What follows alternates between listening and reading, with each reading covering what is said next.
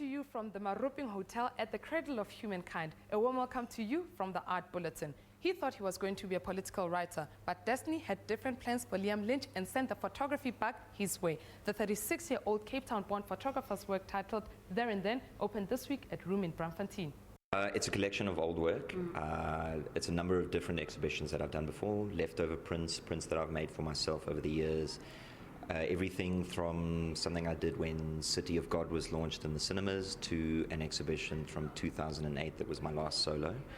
And showing the work has a lot to do with having hard drives stolen recently and a whole lot of digital archives that never got printed. So this is very much a recognition of the fact that there is something tangible and tactile left, and that's what I wanted to exhibit. Last week, the Cement and Concrete Institute faced the terrible news that they have to close shop following a decision taken by their board members. The institute has not divulged more information as details that will affect their staff members have not yet been finalized. The news came via an email sent by the Concrete and Cement Institute's Daniel van der Merwe, who in no more than a paragraph expressed his team's sadness at hearing the news about the institute's closure, which has been operating in the architecture and construction industries for the past 75 years. Producer members of the institute are Lafarge Industries South Africa Pty Ltd, PPC Limited, AfriSem South Africa Pty Limited, and NPC Simpo Pty Limited. The email also states that the board's decision to close down was due to the resignation of the institute's main funding members. The Market Theatre is hosting a 2-week-long comedy festival to kick off its 2013 season. It's going to be a daily affair of laughter as big names mix up with some up-and-coming talent. According to the theatre, these comedy festivals are going to be making a regular comeback as they embrace comedy as an art form.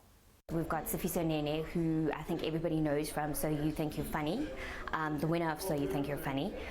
We've also got the Goliath brothers, Jason and Donovan.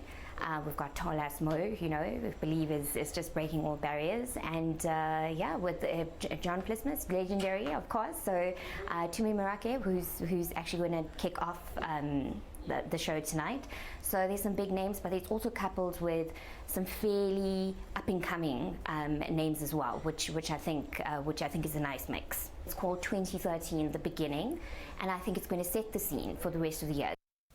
Roll call is the symbolic restoration of the integrity of women's bodies no longer burned or broken but whole. This exhibition is part of South African artist Mark Bredel's ongoing reflection on the female in history, mythology and religion.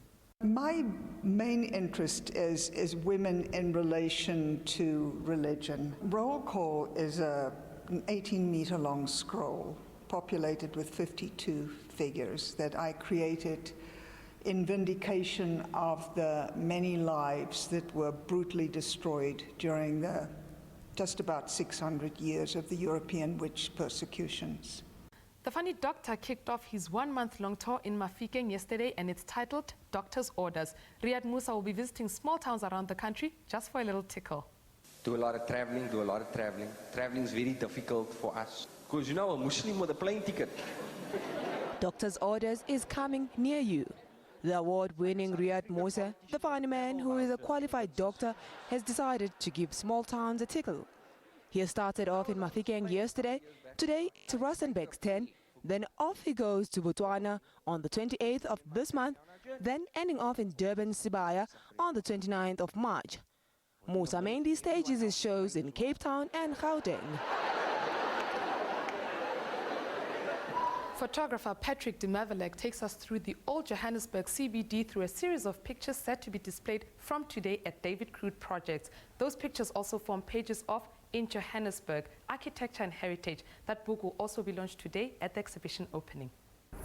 The highlight, I would think, is to really underline the significance and the importance of these buildings, these heritage buildings, and their place in our history, because the city of Johannesburg sprang up at an unprecedented pace.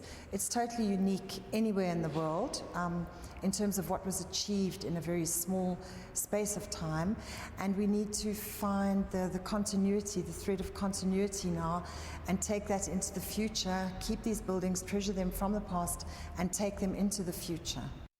Die 100M Leeuloop is the latest Afrikaans comedy feature film to be premiered in the country. The comic story premiered in Gauteng this week and is due for national cinema release next week. The country's film industry seems to be really booming in making Afrikaans comedy movies, at least judging from the way they are just making them.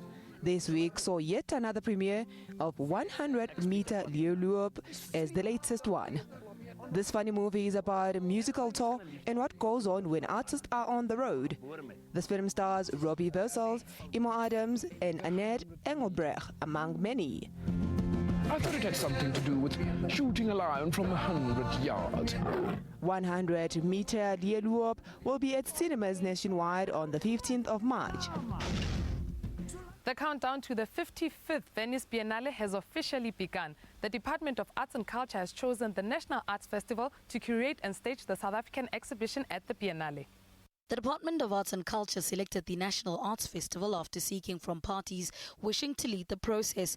The NAF says they drew on the expertise of Brenton Mart, who will be the exhibition curator, and his colleagues from the Festival Artistic Committee, Nomusa Makubu, Dominic Thorburn, Brett Bailey and Jay Pather. Festival CEO Tony Lancaster says together this team will now refine the idea behind the exhibition and bring it to life through the work of an array of local artists.